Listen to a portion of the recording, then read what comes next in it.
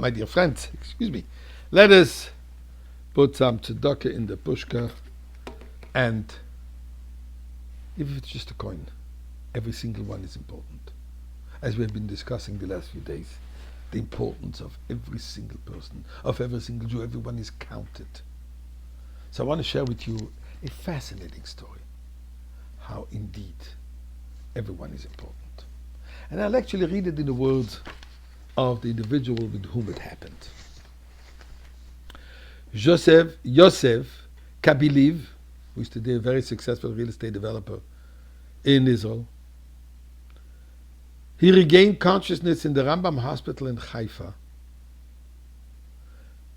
and then he didn't remember anything of the circumstances that brought him to here. He just felt excruciating pain.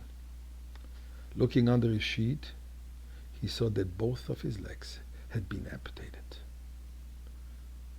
The right leg at the knee and the left at mid-thigh. The day before, Joseph was patrolling the Golan Heights with several other soldiers when their jeep hit a Syrian landmine. And this is what he says. Returning to my civilian profession as a welder was of course impossible after I regained a little bit my health.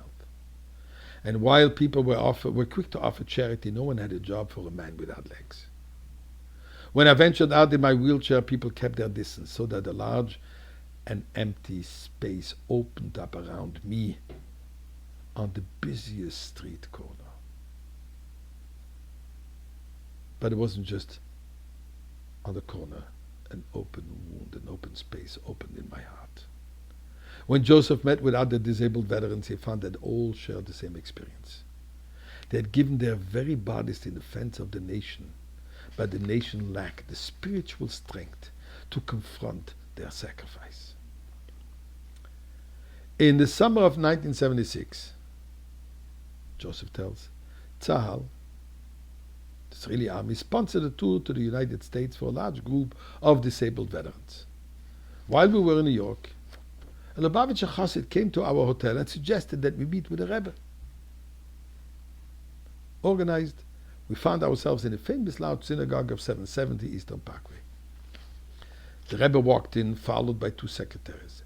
As if by common signal, absolute silence pervaded the room. There was no mistaking the authority he radiated. We had all stood in the presence of military commanders, prime ministers, but this was unlike anything we'd ever encountered. He walks a leader, a prince. He passed between us, resting his glance on each one of us and lifting his hand in greeting, and then seated himself opposite us. Again he looked at each one of us in turn. From that terrible day which I had woken without my legs in the Rambam hospital, I have seen all sorts of things in the eyes of those who looked at me. Pain, pity, revulsion, anger. But this was the first time in all those years that I encountered true empathy. With that glance that scarcely lasted a second, and a faint smile on his lips, the Rebbe conveyed to me that he is with me, utterly and exclusively with me. The Rebbe then spoke about our disability, saying that he objected to those who use the term, if a person has been deprived of a limb or any other faculty, should not be called a disabled person, should not be called a handicap.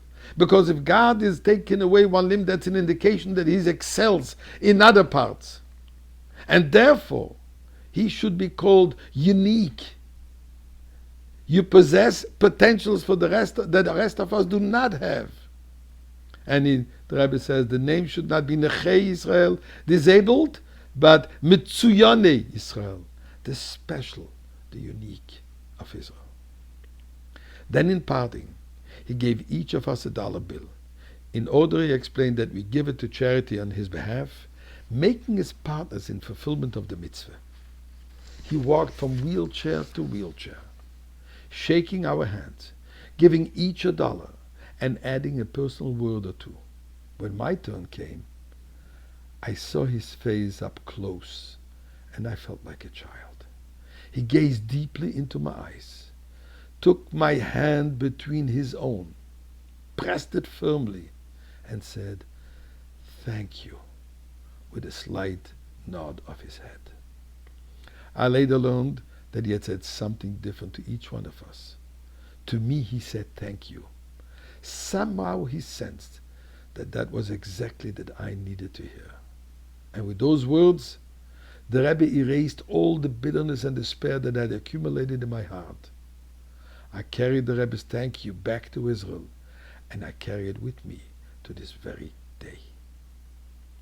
The importance, the individuality of every single person.